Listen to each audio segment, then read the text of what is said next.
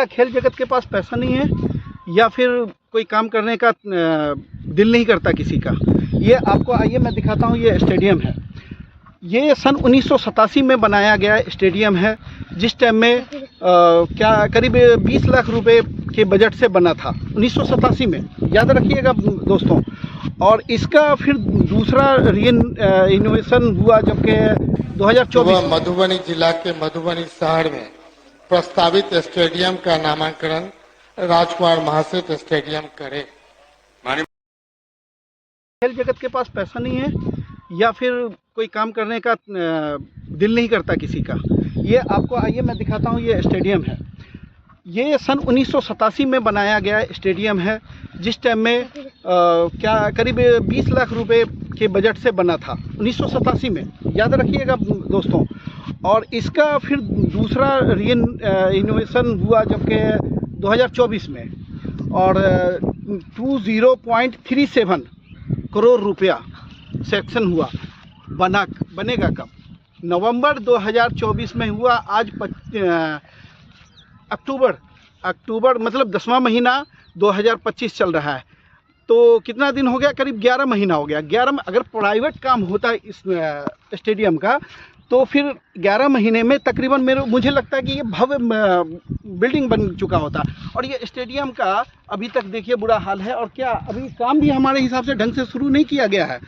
मुझे तो वही बात याद आ गई, एक हमारे सांसद जी हैं जिन्होंने संसद में कहा था, बिहार के संसद में पटना में, कि ये इस स्टेडियम का नाम मेरे पिताजी के नाम से रख दिया जाए। मैं उनका नाम वाजे कर देता हूँ। समीर कुमार महासेठ जी बोले थे कि इस स्टेडियम का नाम मेरे पिताजी के नाम से, राजकुमार महासेठ के नाम से रखना चाहिए। तो मुझे तो वही बात याद आ गई कि अगर मिल जाती मुझे 2 दिन की बादशाहत तो तेरे नाम का सिक्का चला देता।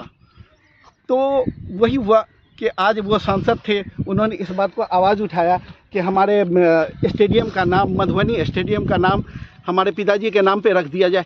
क्या आपने इस स्टेडियम के लिए किया क्या? आप मुझे बताइए। अगर 2024 नवंबर में इसका फिर सेक्शन पास हुआ 20.37 करोड़ रुपया, फिर अभी तक ये बना क्यों नहीं? आपने किसको ठेका दिया? या तो ठेकेदार ढीला, या हमारे को जो काम करवा रहे हैं हमारे एमएलए एमपी, या फिर सरकार हमारे सीएम, या जो भी काम करवा रही है मधुबनी के विकास के लिए, वो ढीले हो गए। तो ऐसा क्यों हो रहा है दोस्तों? मुझे सवाल इसलिए पूछना पड़ रहा है क्योंकि खेल जगत के लिए एक मधुबनी में एक वाहिद यही स्टेडियम था, और इस स्टेडियम की आप दशा देख सकते हैं क्या हालत है।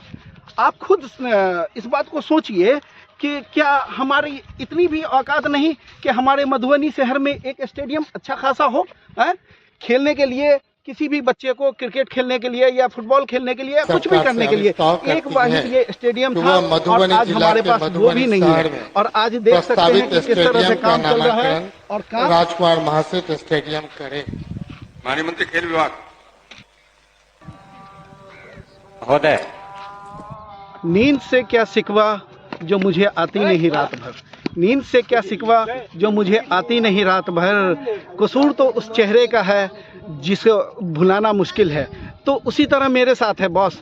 मैं मधुबनी का अली, मैं कैसे भूल जाऊं इस चीज़ को, जो वाहिद एक हमारे पास स्टेडियम था और आज वो भी नहीं है। बच्चे देखिए, बच्चों की तरफ दिखाइए कि किस तरह से ये लोग खेल रहे हैं। और इन लोगों के पास स्टेडियम होता तो अच्छी तरह से ये लोग तैयारी कर सकते थे, किसी खेल जगत के लिए खेलते, और ओलंपिक खेलते, बिहार खेलते, दिल्ली खेलते, स्टेट लेवल पे खेलते, इंडिया लेवल पे खेलते, किसी भी तरह से खेल सकते थे। हमारे यहाँ बिहार में बहुत सारा टैलेंट है बॉस, बहुत सारा टैलेंट है, मगर टैलेंट दबा हुआ है। दबाया किसने? हमारी सरकार ने। सरकार में कौन? हमारे एमएलए साहब, हमारे एमपी साहब, हमारे सीएम साहब और हमारे पीएम साहब। हम तो सबको लेकर के चलेंगे ना।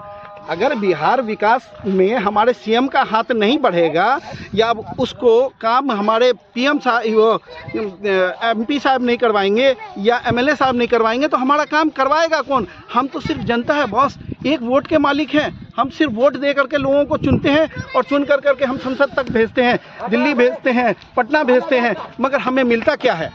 ये बताइए, हमें मिलता क्या है? आज हमारे पास एक स्टेडियम नहीं है। जब ये स्टेडियम बना था 1987 में, और उसके बाद रिनोवेशन जो उसका किया गया दोबारा बनने के लिए, वो 2024 में। ये बताइए 1987 और 2024 के बीच का कितना बड़ा गैप था, इसमें किसकी गलती थी? आप बताइए, मुझे सवाल है मेरा कि इसमें किसकी गलती थी, क्यों नहीं बना? 2024 में ये हुआ, चलिए खैर कोई बात नहीं, फंड आया, फंड आने के बाद ये देखिए काम शुरू हुआ, मगर काम हो नहीं रहा। मैं आप लोगों से विनती करता हूँ कि आप लोग शेयर कीजिए, और उसके बाद इस आवाज़ को मैं ही नहीं, आप भी उठाइए। जनता की आवाज़, मेरी आवाज़, मेरी आवाज़ में जनता का सवाल, यही मेरा लक्ष्य। धन्यवाद।